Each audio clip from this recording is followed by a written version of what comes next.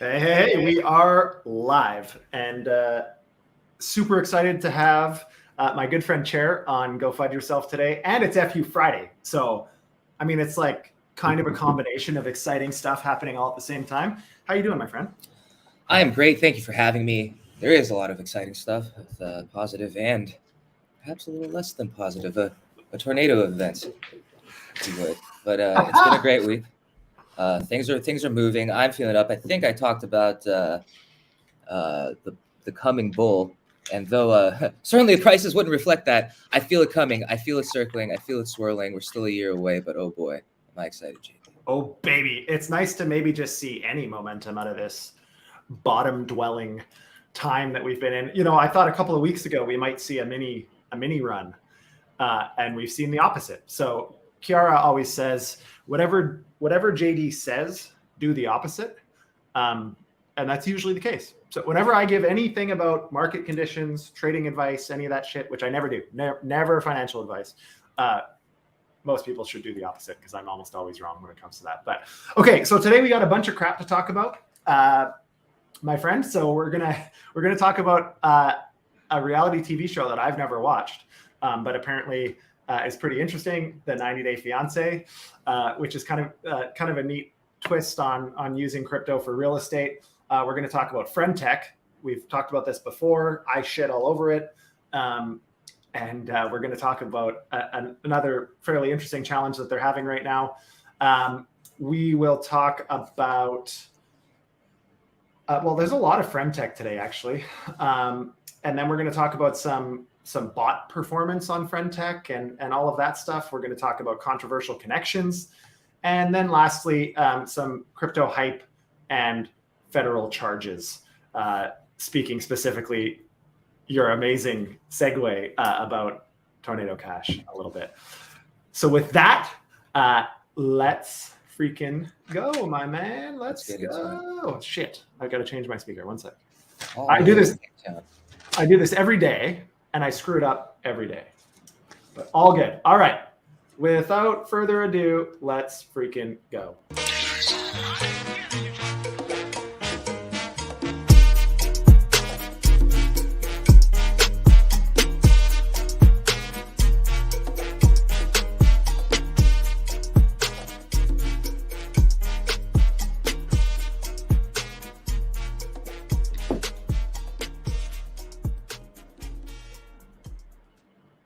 All right. We are back. So, my friend, 90 Day Fiancé. Are you a 90 Day Fiancé fan? Yeah. I mean, I've been aware of this show. This show started maybe over a decade ago out here in the States that I remember, but haven't watched it in a while, certainly. But I was a fan. I sort of had the same situation in my marriage. 90 days. Married. Really? But that I digress. Yeah, we did kind of something similar, actually. My wife and I met, and within like 48 hours, that was it. We just lived together and then eventually quickly got married, and here we are, almost a decade later. So good times had by all. Anyways, all right. So one of the latest episodes, this is kind of strange, but kind of interesting. So one of the people that are fairly well known on the on the show 90 Day Fiancé, her name is Holly. And so she's got her 90 Day Fiancé called Wayne. Anyways, and she wants this new house in South Africa. She assumes a budget of 200,000 USD. And essentially he says on the show, which I think is hilarious, that he can't afford 200,000 USD because his crypto investments have tanked. And he put about 40K into crypto and essentially lost it all. So more or less, they're not lost at all, but he definitely can't do anything with it. So there's now strains on their wedding plans and so on and so forth. And so why the hell am I bringing this up? I think a lot of people's nature in this space has been to YOLO, to say, hey, I've heard of all these people making $1,000 investments, turning it into 10 million.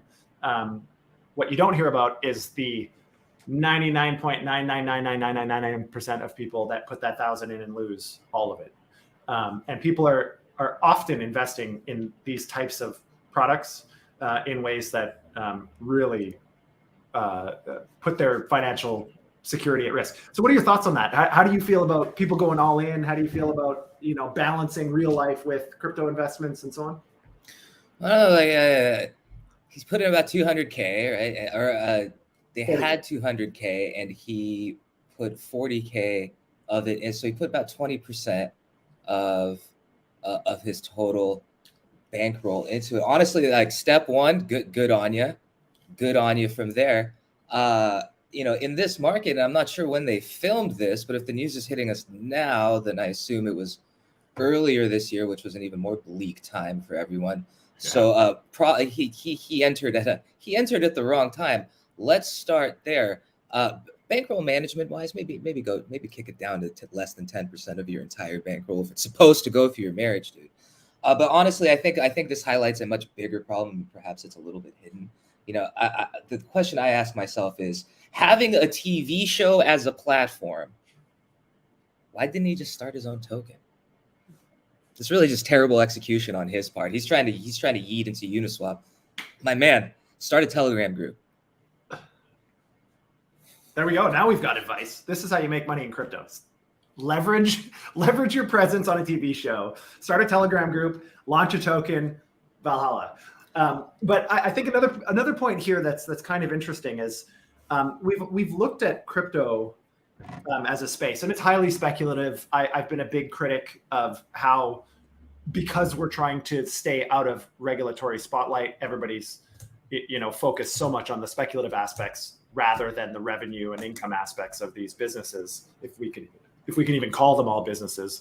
And I think there's been, for some reason, there's a lot of like very rash investment decisions that are made. I think if a pretty good sanity check, and that's what this show highlighted, was that they didn't talk about it before he did it, which then brought up some challenges with respect to their financial decisions as a couple, blah, blah, blah, yada, yada.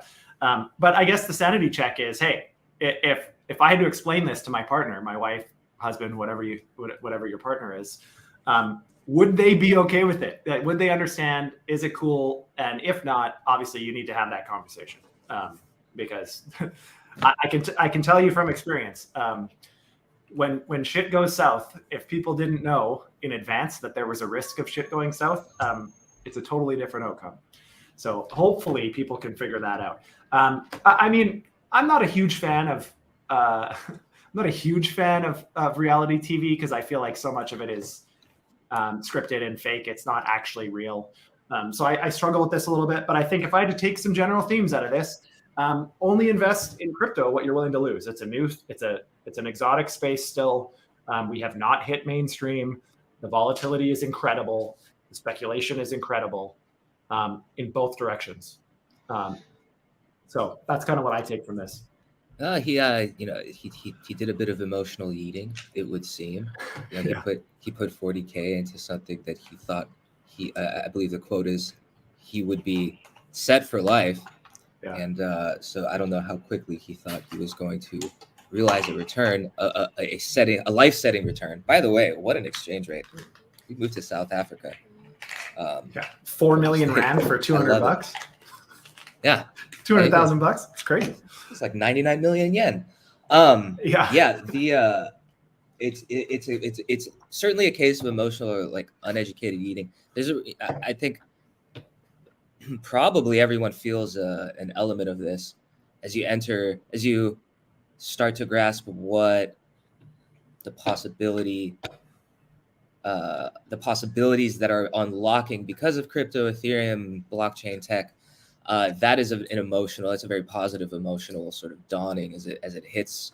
It was certainly for me. So now, and if you're armed with, and I wonder, is this 200K? Did the show give him this 200K? Is that where he got this bankroll to begin with? Because that's amazing. Why didn't he just eat all of it if it was the show's? That's my second question. So you're in the camp of YOLO. I mean, if it's free money, throw it in, call it a day. This was house money, bro. All of it. How's Cardano chart looking? No, I'm kidding.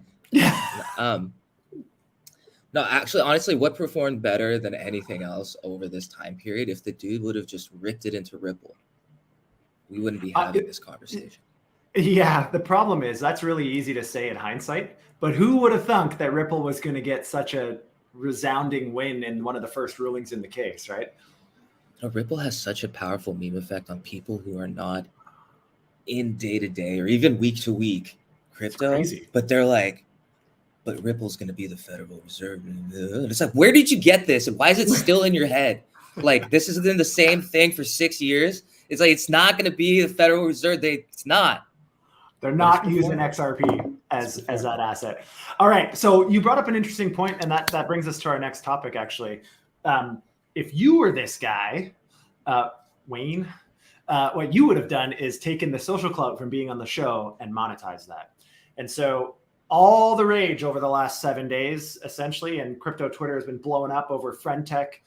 I shit all over it because I think that it's so eerily similar to BitClout, which didn't work for a whole bunch of reasons. And I think friend tech is essentially another attempt at the same thing.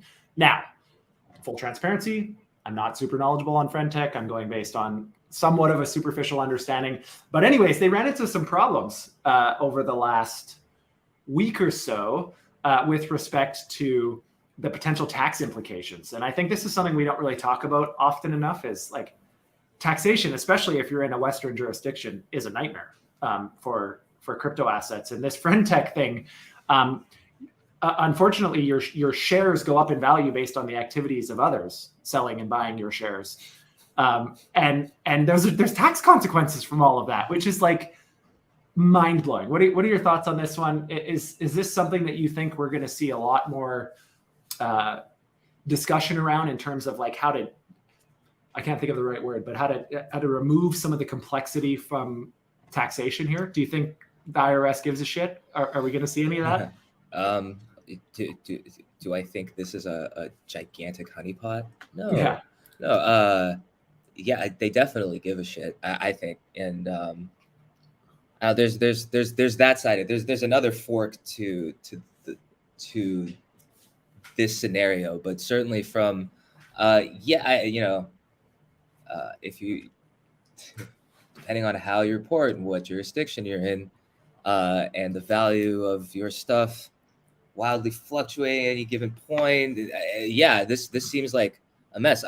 Similar to you, I have not crossed the bridge or really just gone too deeply. I've seen this type of hype before, and I've been wrong, and I've been right. And on this one, and just from personal circumstances, I haven't had time to go into friend tech. But do I think the IRS is going to be interested in this? Yeah, absolutely. And this is an you have your Twitter profile that you're linking to this thing. Pretty easy way to figure out who's playing. It's linking to your wallet address. Like, good job, everyone. Yeah. But so this is all social media influencers. Like, if you have, the larger your following is, the better you're going to do on friend tech. But like, what percentage of users and people like does this actually affect and matter to? Your social circles, like, I can connect to my friends on Lens, and here we are. This is maybe a little bit short-sighted, though I do have some friends who are doing very well on friend tech. And yeah. I honestly and sincerely hope everyone wins. I have a feeling that, we listen to, I kind of cut you off, JD, but we listen to our favorite influencers on Twitter and wherever, on whatever app every day. And of course, they're very excited about friend tech. They're about to make a bunch of ETH. Yeah. So of course, they're telling you that it's the next big thing. That's what I would be doing if I stood, like, come on. So yeah, like we're out, but that's just me. One of the things that I really like about kind of the focus on, or at least attempts at somewhat of a decentralized social media infrastructure, is just data sovereignty. And Lens, I think, although it's taken a while and kind of been behind the scenes a lot, we haven't heard a lot about Lens and all the applications that are building on it super publicly. But it's pretty compelling.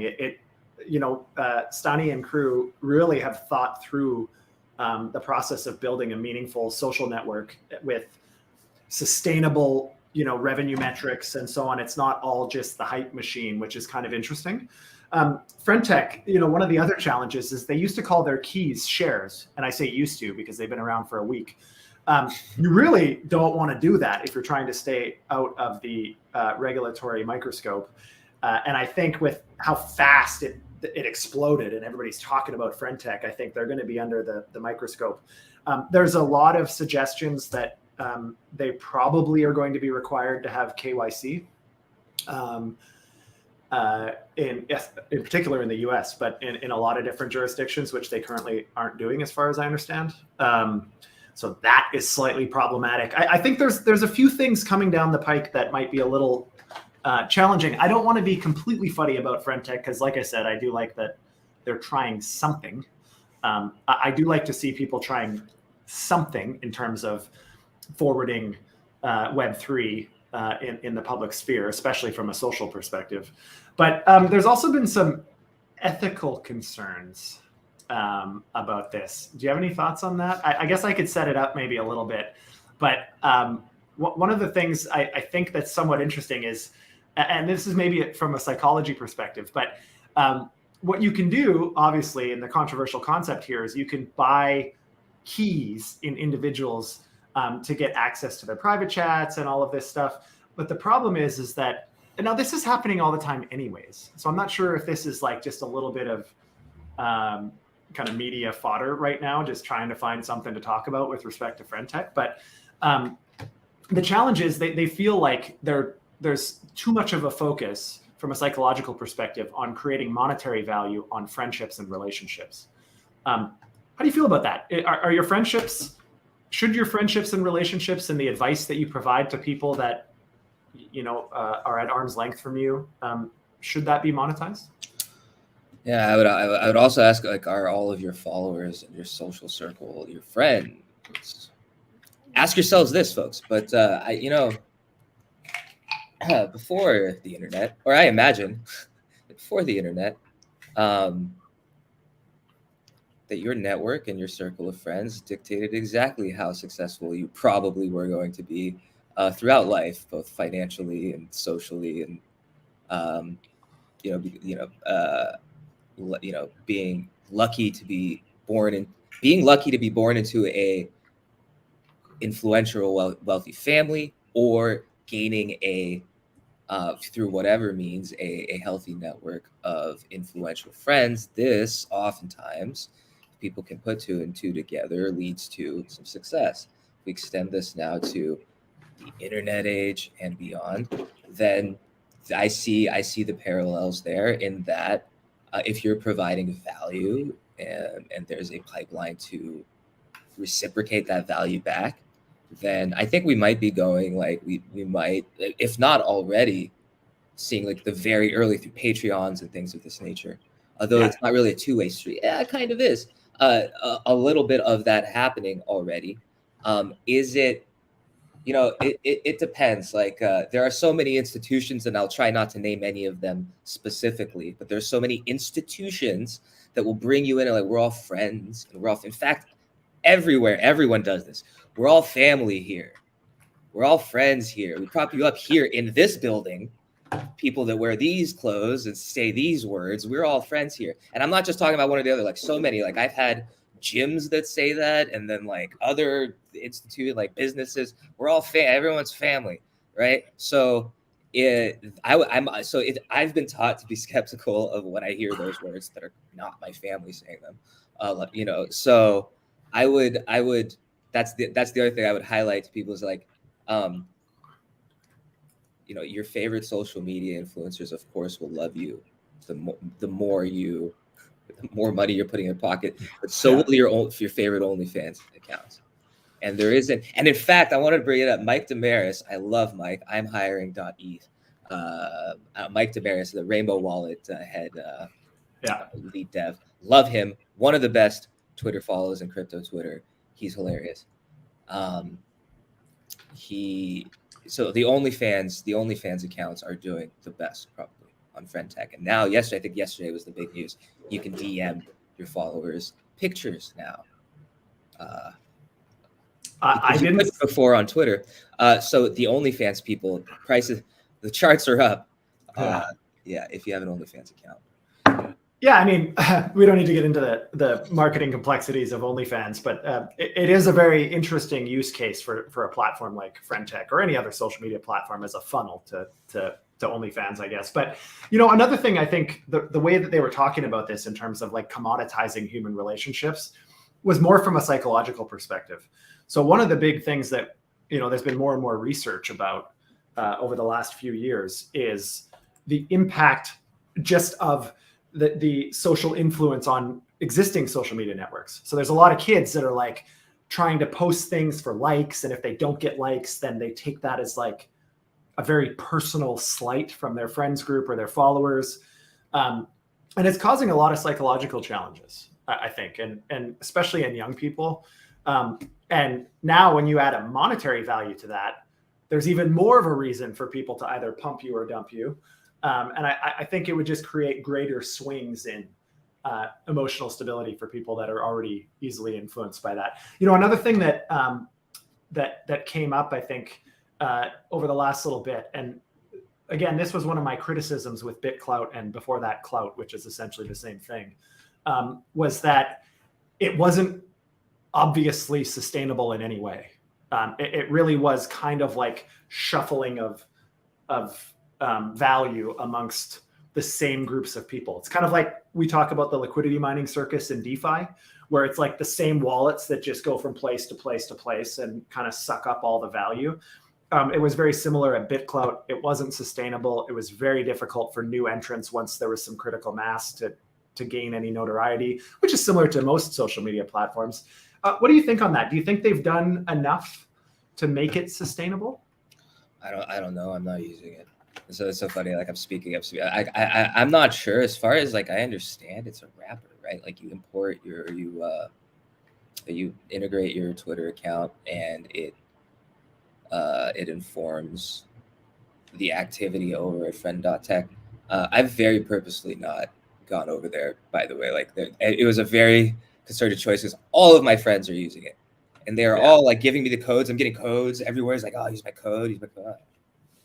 So I got codes, but I'm not sure. It doesn't seem that, like, look how hard Elon is trying to make X sustainable, and it's not. It probably won't be for a long time. It's for them to come in and be like, I don't know, like that. You know, more than anything else, I think super high level. Because I've seen this type of energy and sentiment before, I'm very skeptical, just because I'm skeptical by nature. There hasn't been a lot to be excited about. Mm-hmm. The people that dictate the excitement in this space, more often than not, for better or worse, are the accounts that have the most followers on Twitter. And who they are and why they do it is still vague and ambiguous. And even the people who we know who they are, it's still vague and ambiguous. Like two of the most trusted podcasters in the entire space happen to be sponsored by FTX for the entire time. I don't know, whatever. That's just so good looking though. No, he really is. You know who I'm talking about. Okay, I'm digressing. So like, I don't know. I don't see this like it's being dictated by the most popular people who are very good at, used to, and know how to say jump and this high, and a group of people do it. And it's happening because nothing else is going up right now. Even Pepe is in the dumps, and there's all this drama and all the everything. That's a crazy thing too, actually, because they changed the threshold from 5 out of 8 to 2 out of 8 on the multi-sig. So that was this huge problem, was that maybe it was going to be a rug that everybody was seeing in real time. I don't know what happened since yesterday. Have you heard anything about it? This is in reference to the Pepe multisig? Yeah. Pepe. I just see Paulie is really angry this morning, and I haven't had time to figure out why yet, but he's ready to report the Pepe devs to the SEC. Whee! Hope for their sake they're not American. Whew. Yeah, big FU to them. That's my big FU today, is to people doing dumb shit like that, which really, we're all in this space trying to bring validity to the fact that crypto and Web3 are here to stay and really will have a positive impact on society. Yet at the same time, we have all of this crap at a very big scale that still continues to happen. So F you to them. But coming back to Friend Tech, sorry, I digressed there a little bit. I mean, they made a buttload of cash, which is obviously evidence of your claims a minute ago. Within the first couple of days, or within the first week and a bit, they had 64,000 users and 24,000 ETH in volume. They've made almost $2 million in fees already, which is kind of insane. They've had 724,000 transactions and 4.2 million fees all time, which is kind of crazy. So I misstated. 1.8 million after fees have been paid out to everybody. That's what Friend Tech made. But the platform itself total has earned about 4 million in fees, which means $2 million was divvied up to some of the biggest influencers already. Obviously they're excited about it, but I mean, at some point that something always has to fill in the pressure to create a bigger pie, right? The more people you get into a space, either yield and value goes down to an eventual negative point where people start to bail, or there has to be a way to make the ecosystem self-sustaining. And so other examples of this that I think, obviously BitClout is one of them. It was considered, or at least claimed to be, a Ponzi, not by me, but by others. The SEC investigated them. Friend Tech, I suspect, because the mechanics are so bloody similar, will probably have some similar scrutiny. But I don't know, man. I struggle with this one a little bit, to be honest, because I just think anything that gets this kind of hype so fast, I'm always reluctant. I don't know. Maybe I miss out on really good opportunities. I don't have a crazy huge social following, so maybe that's another demotivator for me to really care. But yeah, I think it makes a lot of sense for people. Like the bigger your social following, the more sense it makes to use it. But like, to what is the end, and what does it offer that hasn't been available before, which is access to people. Like you're always as accessible as you want or need to be as the person that's trying to be accessed. And there's better ways to monetize that access that you're not having to rely on another platform. You could just charge for DMing. You could just charge. This is Web3. You could say, if you want to DM me using the Waku protocol, then you have to send me 25 DAI first. Yeah. And that's it. And then no Friend Tech needed. But hey, that's way less exciting. It doesn't sound as cool. That one's for the streets, by the way. It doesn't sound as cool when somebody's not making a buttload of money off it. One final thought on this before we say our closing FU to Friend Tech. At least I'm going to say a closing FU to Friend Tech. $2.1 million were made by MEV bots taking advantage of the blue ocean for MEV on base, at least currently. And I mean, so again, the bots are making a pile of money. How much volume is actually via bots, not via users? Who knows? With that, I think we can probably end the Friend Tech FUD Fest with a big fat FU to Friend Tech, at least for me. I don't know about you. But with that in mind, I think just a quick reminder to everybody, we are a live show, Monday to Friday, 12:30 p.m. Eastern. If you can't tell by technical challenges, fumbles, and dumb shit that I say, well, now you know. It's live. Like, share, subscribe. Please bookmark us on Twitter. That really helps with reach. We don't take payment for the show. We do this because we're trying to, just help people have a better understanding of the macro crypto space and what's happening and where things are going. Today, I'm not wearing any merch. I see you're wearing some Infinity Keys merch. So big shout out to Andy and crew at Infinity Keys doing some incredible shit there. Today, I'm wearing this shirt because I woke up this morning with a phrase in my mind, and we're going to end the call on that with the exception of the FU or the Go FUD Yourself. And that is, today is a beautiful day to have a beautiful day. I don't know why that came to my mind. So I decided to wear this shirt that my kids think, I have 3 kids. They think that each heart represents one of them. And so today, super corny, a little cheesy, but today It's a beautiful day to have a beautiful day. Have a great weekend. Touch some grass. We'll be here Monday with the Monday weekend roundup. We've got you covered if you missed anything over the weekend. And with that today, I say to you, Chair, go FUD yourself. Thank you, brother. May the FUD be strong. May the FUD be with you. Thanks, brother.